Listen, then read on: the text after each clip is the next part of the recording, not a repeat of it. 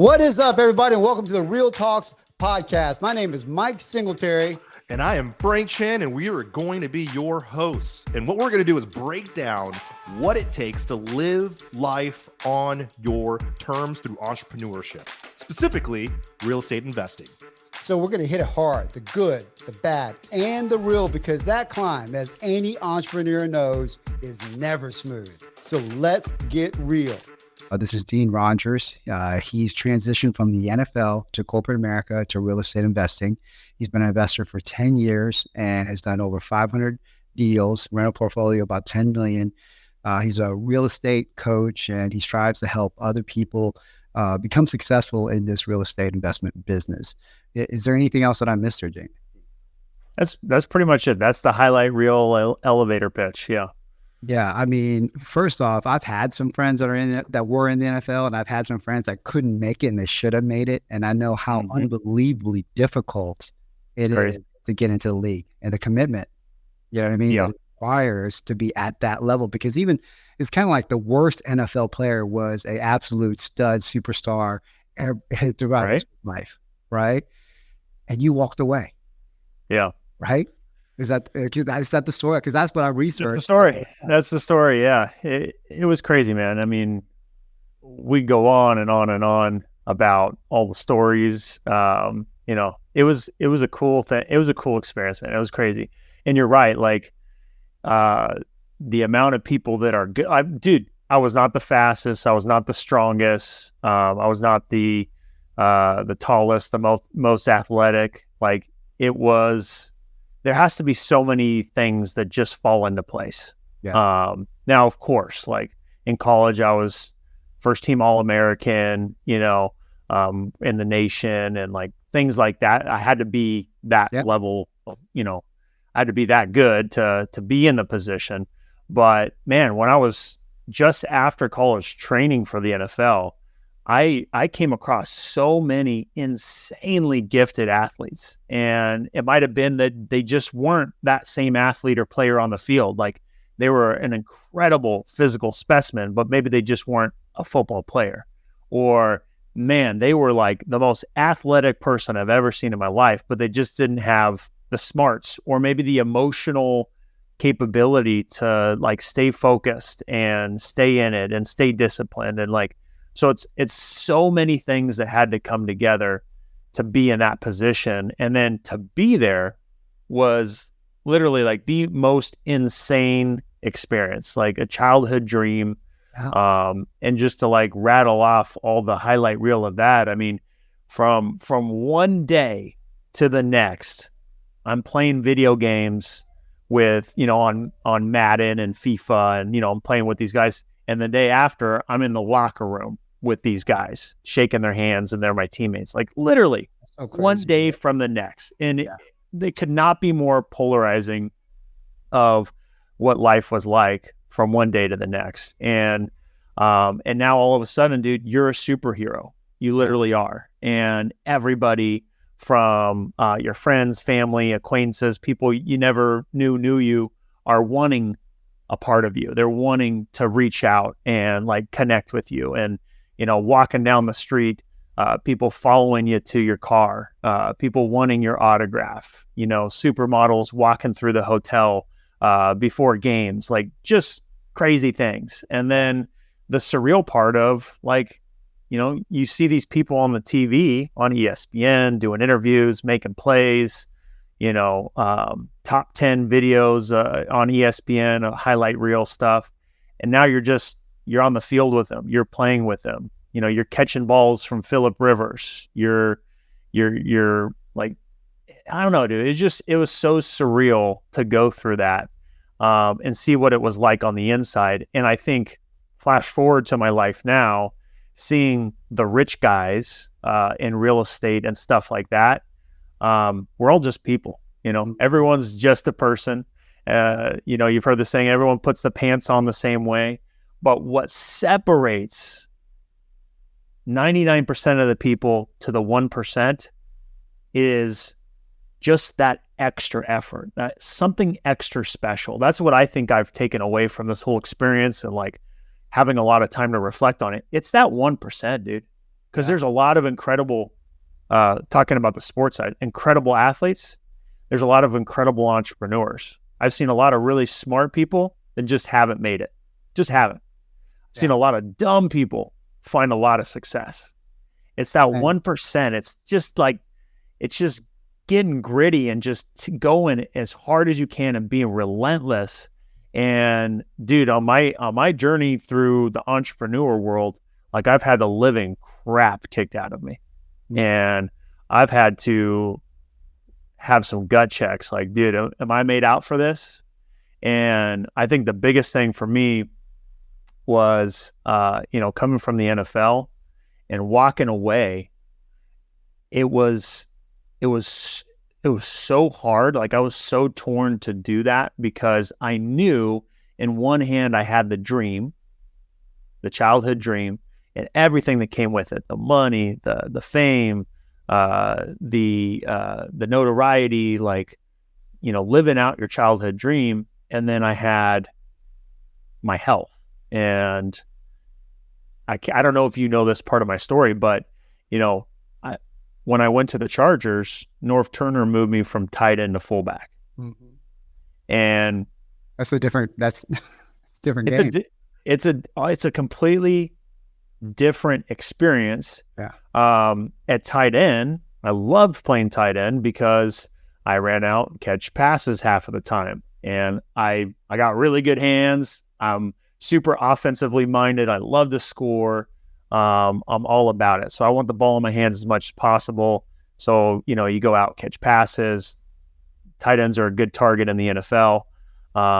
And when you're blocking dudes, they're 1 or 2 yards away. Yeah. 1 or 2 yards away. So it's more like a wrestling match than it is a head-on collision.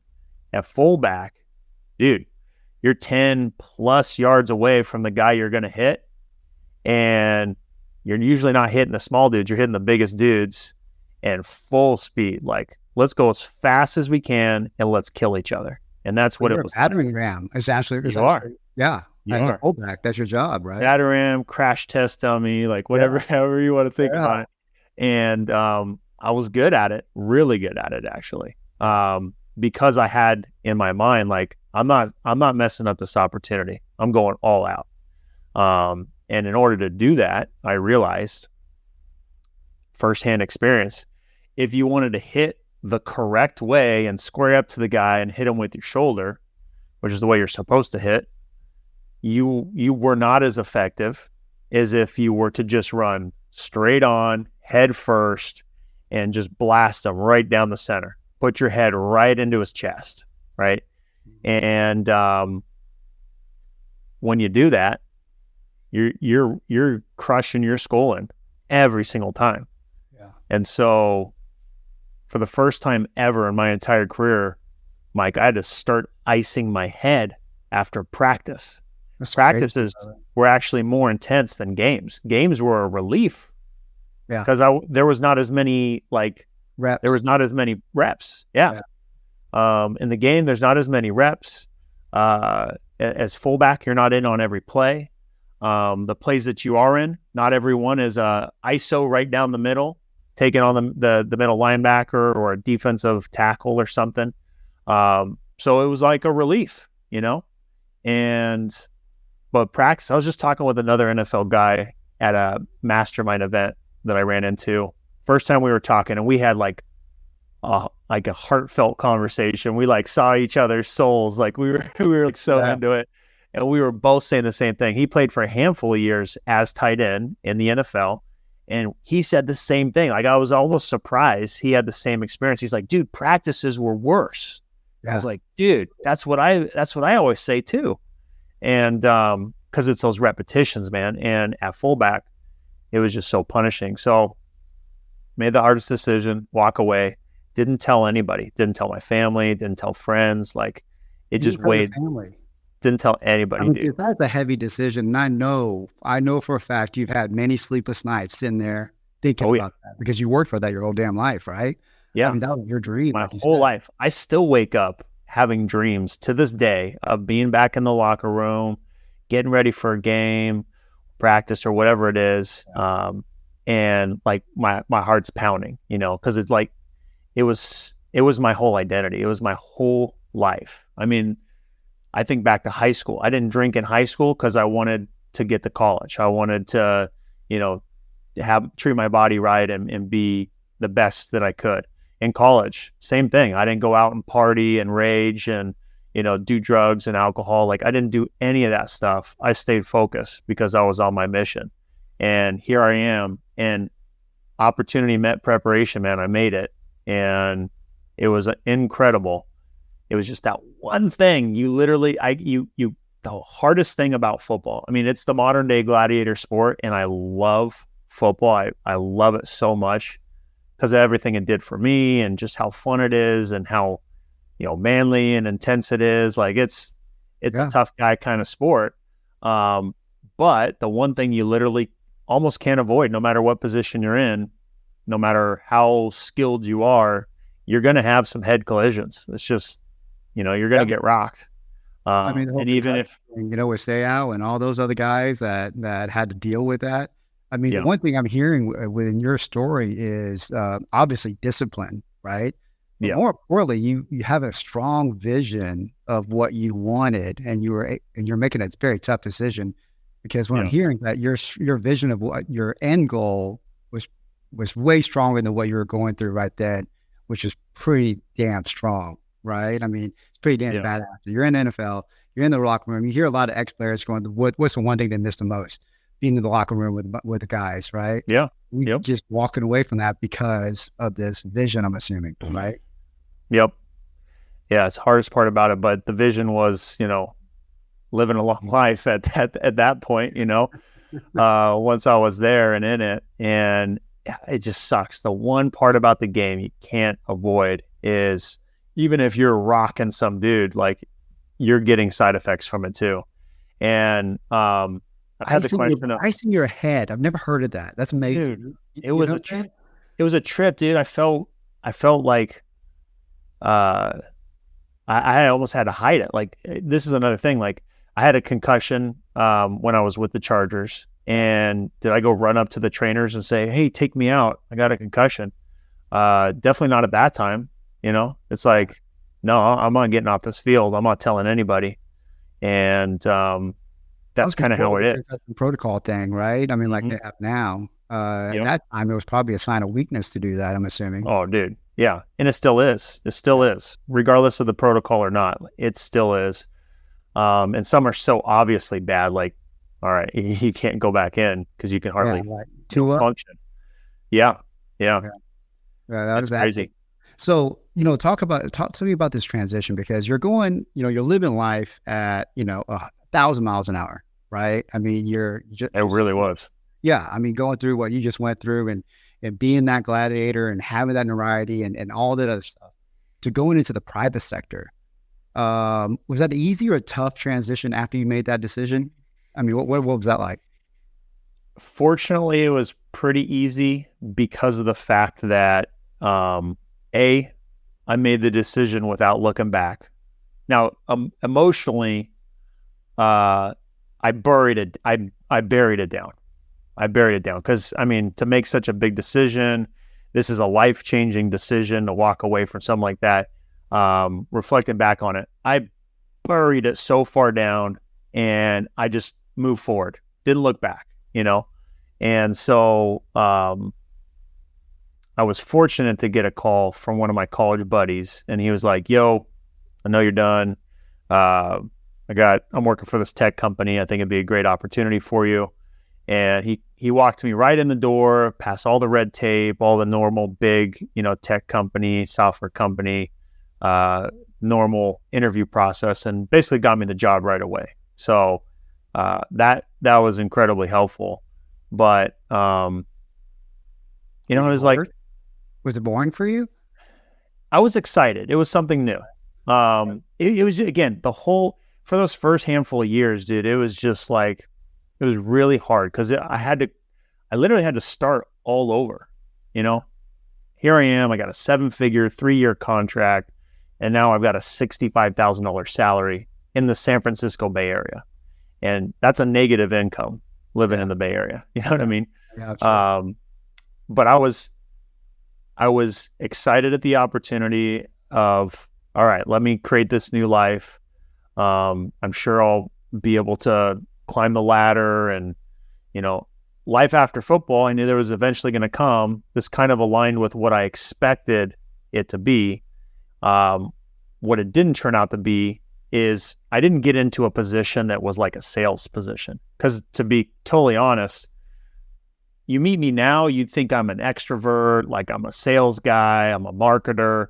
Those are all skills I developed out of necessity.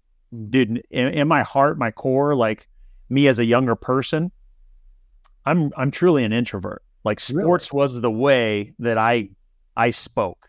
It was the way that I spoke, I spoke with my actions. I spoke with the results that I got. That's how I made friends. That's how I connected with people. But I never really had a voice. I didn't really develop that skill, how to communicate well, how to articulate my feelings, how to like stand up for myself. Like those things I've always been like introverted, and makes me uncomfortable, like if you were to come up to me on the street and confront me, still to this day, like confront me and have an issue with me and wanted to talk shit to me or fight me or something like that. Well, like, that probably would never happened, and you're a really big deal. Not too many people come up. I'm done throwing hands, man. Right. Yeah. Not too many people come up just because of my size in general. But like, if that were to happen, even though on paper I look like, hey, the other guy should be scared, my physical reaction would be like nervous, to be to shy and back away from that. That's kind of who I am naturally, to be more introverted. So again, transitioning, going through that, I didn't get into a sales position, so there wasn't like that big income potential. And as a result, you don't get big pay raises as you're kind of in a consultant type of position. And after that first, it was like 13 or 14 months, not even a year, they gave me a $2,000 increase in my salary from 65 to 67. And I damn near crapped my pants, dude. I was like, this is not good. Well, I don't care how good this company is. This is not good for me. How many years? Was it 2 years? Was that 2 years or 1 year? A year. That was a year into it. Yeah. Yeah. A year into it. Just over a couple months over a year. And I'm thinking to myself, dude, what the heck? Like, I thought at least, living in the Bay Area and all that stuff considered, I'd get like at least a 6-figure salary. That was the number that was like, okay, I could probably live more comfortable at that point in the Bay Area. But dude, and just out of survival, okay, mind you, over this transition period, walking away, no longer having that income, money dried up really fast. Everyone likes to think, if they're just looking at my highlight reel, oh, well, dude, this guy came from the NFL. No wonder he's done a bunch of deals. Dude, my career was short. It was short because of what I went through and how I walked away. It was over like that. So I didn't make the tons of money that I could have made. I didn't have the long career that Norv Turner was literally telling me over and over again, dude, you're going to have a long career. And my mind's getting blown like, dude, this is crazy. This is a surreal experience. That didn't happen for me. The fairy tale did not play out the way that I dreamt of it. So money dried up really fast, especially on basically a negative income in the Bay Area. And here I am looking at myself, dude, money's getting really tight. I got to take matters into my own hands here. And just out of survival, went to Google and typed in how to get started in real estate. It was the first thing that came to my mind, because I thought of like, what do I even like? I'm 25 at this time. I don't know anything about the real world. Everything I had done at that point had been sheltered through school and sports and everything. Like everything had structure to it. And now in the real world, like you got to figure out stuff on your own. Your whole day is not scheduled for you. It's like, you're a big boy now, go figure it out. So like, I didn't even know or really have any skills to that point outside of just the discipline that I had to be in sports. And so I thought of like, okay, I like real estate. I thought maybe I'd be a realtor when I grow up type of thing. I used to watch the flip type shows with my parents and, in the living room as a teenager. So it was the first thing that came to my mind, and I type it in, and I found Sean Terry's free podcast, Flip to Freedom podcast. And its tagline is how to get started with little to no money. I'm like, well, that's great because I got little to no money right now, Right. and just took action on it from there, man, and did my first deal in 3 months. You got your first in 3 months? 3 months. So what was your marketing like at that time? Well, I was using one of his podcasts. He was going through, direct mail and different strategies, PPC and stuff like that, things that he was doing. It cost money. And it cost money. Yeah. And so I shied away from those. I was just learning the skills. And one of the strategies he talked about was how to find basically free leads on online auction houses. And one in particular was HUDhomestore.com. And these were FHA homes going into foreclosure. So they weren't on auction.com, which I don't even think was a thing at that time. They weren't at the courthouse steps. These were special, separate auction that in the first 30 days, an owner-occupant could buy the house or a nonprofit. And then after 30 days, an investor could place a bid on it. And it would be like an online auction. And Sean Terry was just literally saying everything that he was doing and how he was doing it. And so I just followed him. I followed everything that he said. And I think too many people don't do deals because they literally just have analysis paralysis. Or they don't listen to the coach, right? Or they don't listen to the coach. Yeah. Yeah. They'll piece some things together. They'll follow what they want to follow, and they wonder why they don't get the results, right? Yeah. So I get I follow exactly what he says, and I get my first house under contract.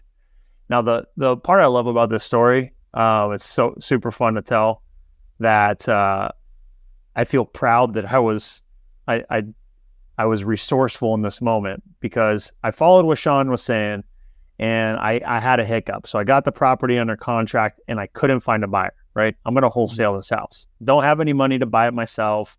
I don't even know much about it because the house is in Arizona. I followed everything that Sean was saying to a T, even to the point where he's talking about how he's doing it in his market. Well, his market was Phoenix, Arizona. And so I just did it in Phoenix, Arizona, followed what he was doing. And so right off the bat. Right off the bat, I have been since day one. And I get it under contract. I'm looking for these buyers on Craigslist because that was the best place at the time. A couple people are interested, but don't like it enough to move forward. So I'm like, I got like 2 weeks before I need to close this thing. It's getting close, man. And it just dawned on me, well, dude, Sean Terry, this is his backyard. How can I connect with Sean? I don't have his number. Social media isn't what it is today. I might have even tried to Facebook message him, but if I did, no response. And I remember him talking about his website where sellers go to. So I just literally find out how to get to his website, and I fill it out like I'm a seller. And then his acquisition guy calls me, and we start having a conversation. I tell him, hey, look, I got this house under contract. Could you guys sell it? And he's like, yeah, Sean could probably help you. So I'll have Sean call you. So Sean calls me. He's driving his car, and I'm all excited because I'm looking at Sean like he's a legend at this point, because he's on the podcast. He's dropping all this information. So I'm all excited. And he's like, yeah, man, I can probably get that sold in right away. So I'm like, all right, dude, cool. So his guy sends me basically a JV agreement type of thing, an option contract, and he gets it sold in like 48 hours, closes within a week. Boom, deal's done, proof of concept, and money hit the bank, dude. And I was How much you make on that first one, brother? So the first one was 12 grand that we split 50-50. So I made $6 grand on that first deal. Yeah. Not bad, not great, not bad, right? Yeah, nothing to brag about. But for me, like at that moment, it was such a huge deal. Like it was such a huge breakthrough to know like this is real and it has real money tied to it. You know what I mean? That's awesome. So after that, were you still in club and aside, or, I mean, what was that transition into real estate look like? Oh yeah. For years, it was basically real estate as a side hustle. And that was a huge deal for me. It was a great, amazing platform. Like it allowed me to confidently, and I would call it safely, where I was living was expensive, to be able to take that action and feel confident that like I could focus on that on the side and build that up, and know that I still had, my bills covered, type of thing. Were you married at that time? Yeah, I got actually married a month out of college. So literally a month out of college to my high school sweetheart. So the amount of stress that you were going through at that time must have been astronomical, because obviously, you're married. Did you have kids at that time or no? No kids. No, we waited till we were 27, 28 to have kids. Okay. I know you have three kids, right? Four now. Four. Okay. All right. Yeah. They just keep showing up at the front door, man. I can't figure out what's going on. I'll tell you what, man, that third kid was exponentially harder than the second. Yes. I heard the fourth is easier, but I'm never going to figure that out. Right. It depends on how, right. It depends on how they act. The fourth one came out the gate like really fussy because he was having like a bunch of the acid reflux thing going on.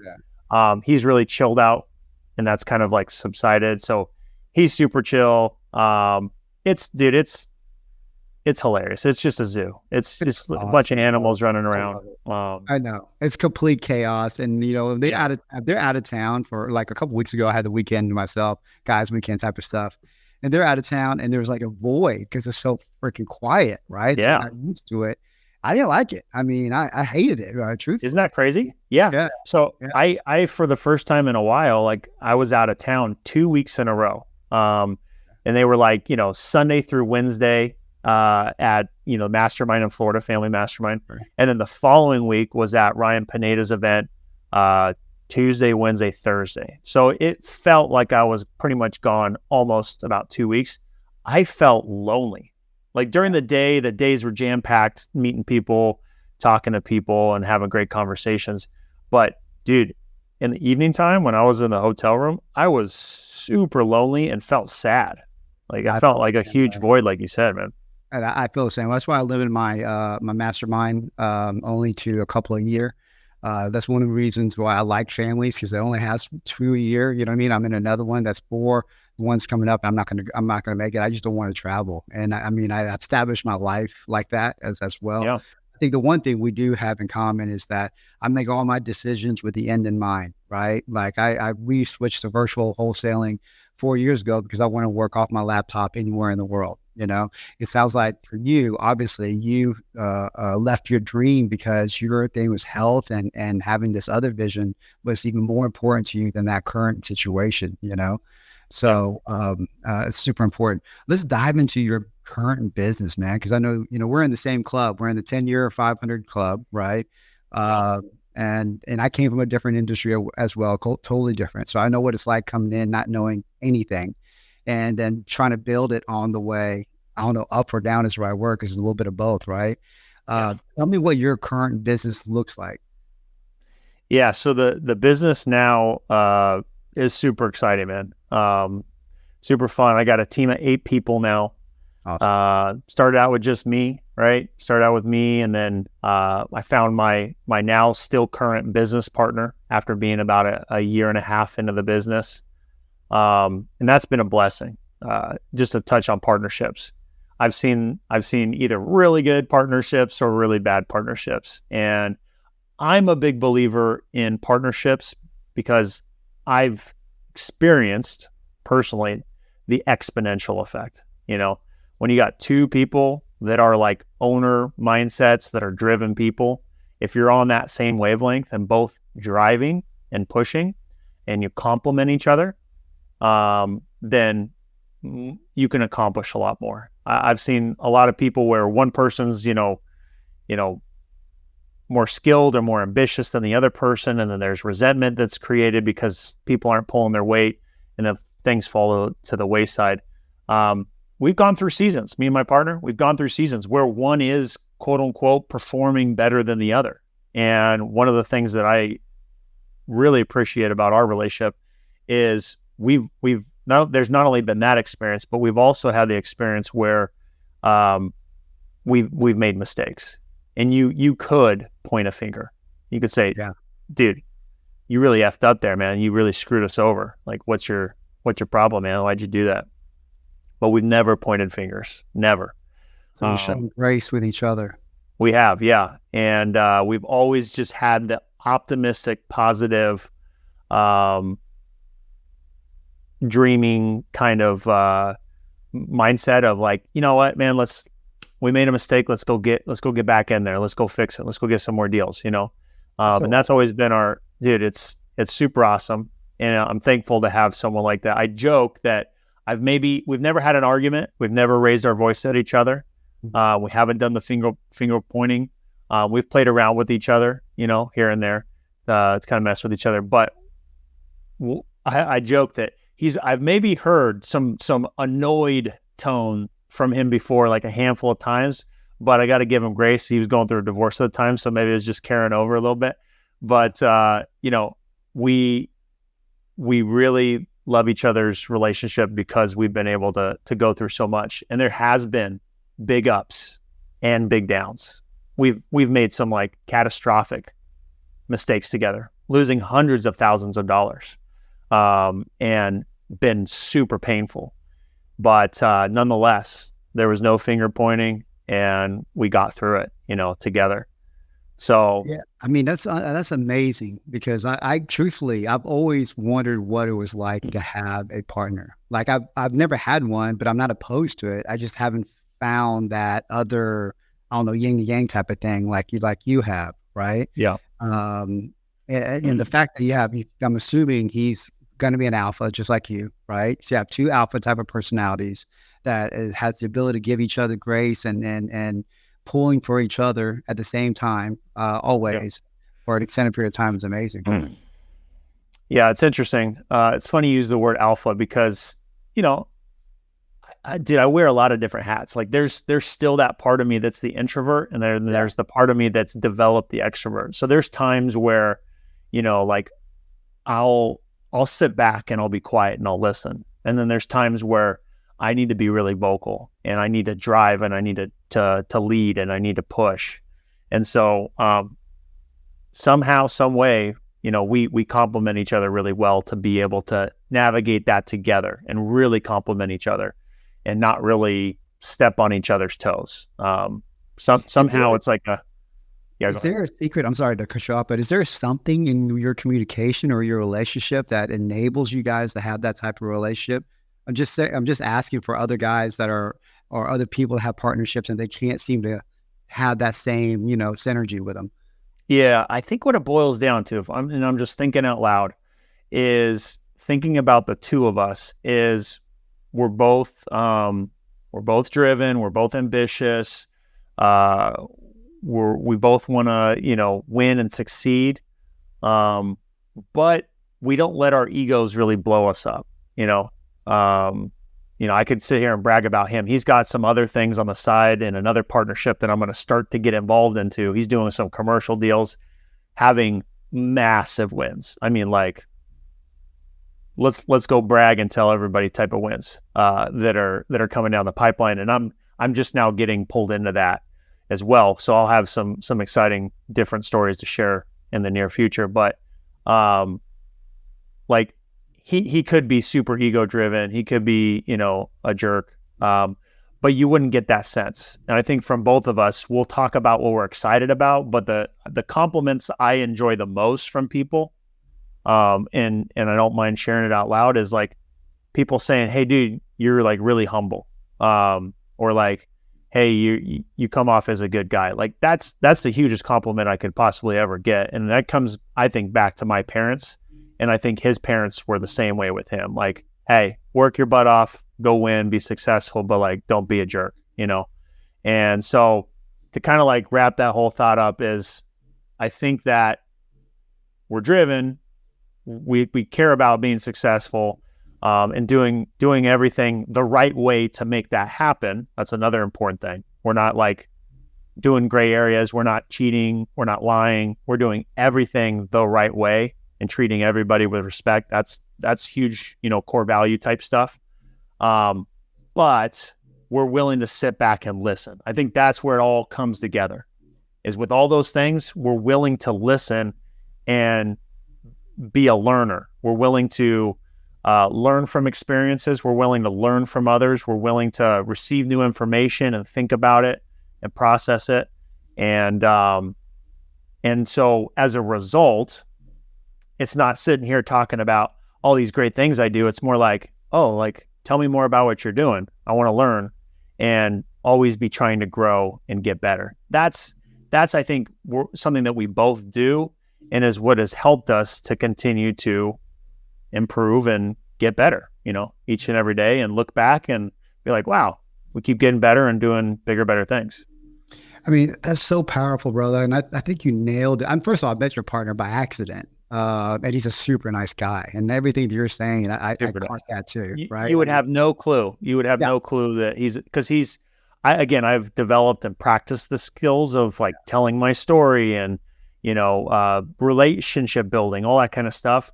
Whereas he more so wants to be the rich guy nobody knows, like that's kind of exactly what he said. He's like, I want the back of the house. You know what I mean? Like, I'll have Dean will be the front of the house. I'll be the back of the house type of thing. And the reason the conversation started is because I'm getting into land. Obviously, he's been in land for a while. So it was like, and super humble, right? But I think that what I caught out of what you said and was powerful to me was that ego. You allow, because when I say alpha, I don't mean that you have to be a jerk or anything like that, or you have to, and some guys are like that because they have that personality, got to be upfront, or they have their ego, they let their ego take over the situation where they're not learning, right? And it sounds like that is the key component between you two, where you're checking your ego, you're striving to learn from each other. Am I hitting that? Perfectly. Yeah. Awesome. And we work on literally over all the years. What's been really fun about having a partner is we're both equally interested in the outcome, right? Mm-hmm. We're both equally incentivized and rewarded, and also penalized for not making the right choices, right? So throughout the entire process, we've always been bouncing ideas off each other. So when it was just him and I in the trenches, I'm talking to sellers, I'm sending out the marketing, he's going on the appointment to get the contract. He called me after, hey, I said this, man. I said this. Oh, that's cool. Like, I said this to that person, and I heard someone I was listening to something. We should test out saying this. And, that was kind of the dynamic. We'd be,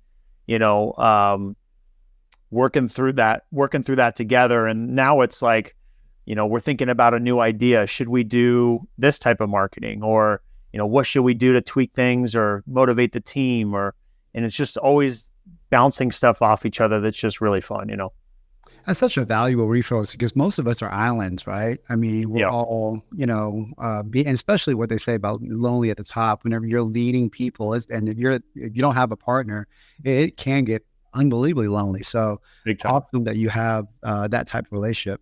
You kind of touch upon this, and I like to kind of backtrack just a little bit, because I know all of us, we have, we've made a ton of mistakes, and especially in real estate, right? But the biggest thing from the whole process is, what did you learn from them? Can you share with us some of the biggest mistakes you had that really stood out, that kind of gave you the biggest lessons? Yeah. I'll hit my two biggest mistakes without the long stories, so we don't sit here for another 10 minutes telling the stories. Because they all have their stories to them. The first mistake was after year one, in my second year, my partner comes to me and is like, I was wholesaling him deals. He's like, hey, do you want to start flipping houses? I'm like, hey, I don't have enough capital for that yet. Don't worry, just find the deals. I'll bring the resources. We'll do flips together. I really like how you find deals. Then he followed up with, well, hey, things are slowing down here in Central California. Do you want to do some flips in Phoenix? I know you did a couple deals there and you were telling me about it. I said, sure. I know I have some contacts. We can get some deals. So the short part of that story, to get that kind of set up, is we buy 6 houses, 4 of them we make money, not a lot. 2 of them we lose $100,000 with all the mistakes, bad contractors, not doing the due diligence on the comps. On this street, it was good comps. On our side of the street, not even apples to apples. And literally like catastrophic first flips that I do, flipping houses, I lose $100,000. And I was not in the position to lose $100,000. I just wasn't. And it was a huge setback. And this is the beginning of a new partnership, right? And it was like a stare each other in the face thing, like, well, what are we going to do? And again, why we worked out so well was it's like, well, let's go get more deals. You solve this problem by making more money. You don't solve it by paying it with the money you don't have. You go make more money. That's how you fix this problem. Right. Action, yeah. And I'm brand new. I don't have the money or resources or experience that he had already had. So he's looking at me like, is this guy going to just quit and walk away and I just get this, bag of junk here that I got to fix? He had all the skin. You didn't have the skin. Well, it was technically in my entity name. Gotcha. And I did that because I wanted to do the deal and stuff like that. So regardless, I was tied to it. But, it was a brand new entity. I could have walked away and, had nothing, no repercussions. But nonetheless, like, that's not who I am. Like, right. If I make a mistake, I have to fix it. And so that's what we did. Crawled out of that hole. And the biggest lesson was not to rush into stuff. Got to do the right due diligence. It's better to do no deal than a bad deal. I was given the green light. Let's go flip. We rushed in. We literally bought 6 houses in a month. 6 houses in a month. Now, we do 10 deals a month now in our backyard where we're experts. We weren't experts there. Right. What were we doing buying 6 houses and rushing that? Like, we had no business doing that. We were just blinded by the excitement of doing deals and making money. So the biggest lessons out of that was do the right due diligence. It's better to do no deal than a bad deal. And if you're going into somewhere new, then you need to have an expert really helping you there. Like we had novice people as, our realtors guiding us, providing the deals. Like it was rookie moves. So that was a big moment for me, to take a big L at the beginning and have to crawl out of that. The next big loss was, we're now on the rise. We're years into it. I am tempted to do deals in San Diego. I've now moved back to San Diego.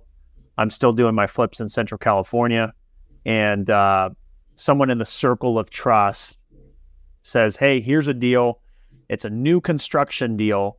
And I was blinded by the money on that spreadsheet and the fact that I needed to do a deal. We had a bunch of flips going on.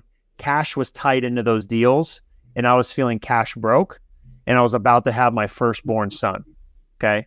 I'm thinking I need a deal really bad right now.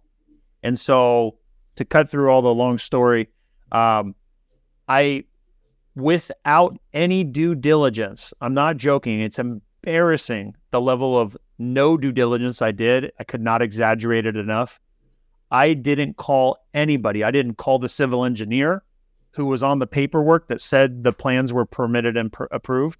By the way, I had an architectural drawing in front of me. It was just a draft. Like if I knew anything or took it to anybody, they'd be like, dude, this is just like a mock draft of this house. This is a civil engineer plans with the offsites and, what we're doing for, the soil and the landscaping and like all the stuff I had to learn after I got into the crap. But the short story is this guy lied to me. He had a Ponzi scheme going in San Diego with a bunch of people, literally millions of dollars that he had of other people's money in bad deals. And he was just effing off with the money, spending it on all sorts of stuff. And like the deals were all bad. Well, I got a really bad deal that he had taken money from the construction loan on fake receipts. And literally the whole thing was a house of cards after I bought the deal that fell apart.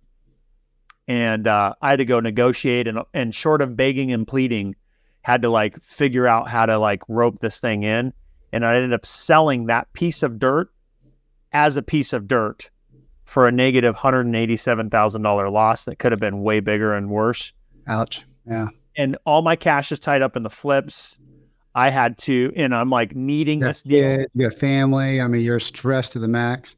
So stressed, dude. My heart pounding at night, going to sleep, just feeling sick to my stomach that I had yet again made a big mistake when I'm on the rise and I'm finally getting in a good position to having a huge setback. And it was my fault. I made the mistake. I didn't do the due diligence. I didn't make one phone call. I would have made one phone call, just one phone call. That person on the other line, the civil engineer, the architect, the construction lender who I knew and had their cell phone in my phone. I literally could have texted them, dude. That's so crazy, right? That the blind spots that you have. I mean, I think we've all had blind spots, right? I mean, I've lost. I love that. That's a good way to put it. I put the blinders on because I needed that deal so bad. I ignored all the red flags, dude. All the red flags, all the gut feelings. I ignored the gut feelings because I needed that deal so bad. This has got to work out. It will work out. It's got to. And it's powerful, man, how we would do that to ourselves, that we know better. Self-sabotage, dude. It's complete self-sabotage, or we just bury our head in the sand and we think that we could will something or whatever. Yeah. And I'm assuming that this is probably one of the reasons why you started your coaching business, right? To help other people avoid these type of things. Tell me about your coaching business, brother. Dude, it's been so rewarding and fulfilling. And I know I'm literally not doing any marketing. I'm just barely starting to talk about it. And I'm scratching the surface. I know it's going to explode and I'm going to help so many people, but the biggest thing, so for people to get results, I mean, that's the ultimate goal, of course. And a lot of them are getting results right now and super rewarding. The biggest thing for me that would have helped me accelerate things faster, because I had joined some coaching programs, but the one thing that was missing in each of those was the level of access.